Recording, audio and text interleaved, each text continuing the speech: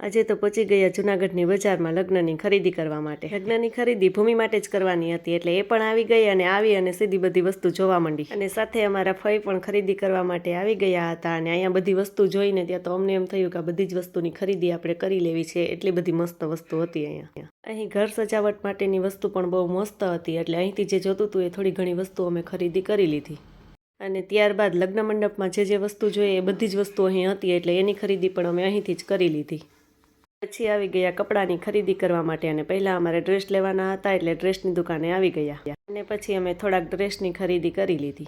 અને પછી આવી ગયા સાડીની ખરીદી કરવા માટે. અને સાડી લેવાની હોય એટલે મારે પહેરીને જોવી પડે કે સાડી કેવી મસ્ત લાગે છે કે નહીં. અને પછી કરી લીધી સાડીની ખરીદી કરીને આવી ગયા ઘરે. અને મેં એક આ સાડી લીધેલી હતી. મારી આ સાડી કેવી છે કોમેન્ટમાં કહેજો. અને થોડો મેકઅપનો સામાન લીધેલો હતો, એટલે અમારા બેન અહીં જ પાર્લર ખોલીને બેસી ગયા મેકઅપ કરવાના. આજની ખરીદી અહીંયા પૂરી.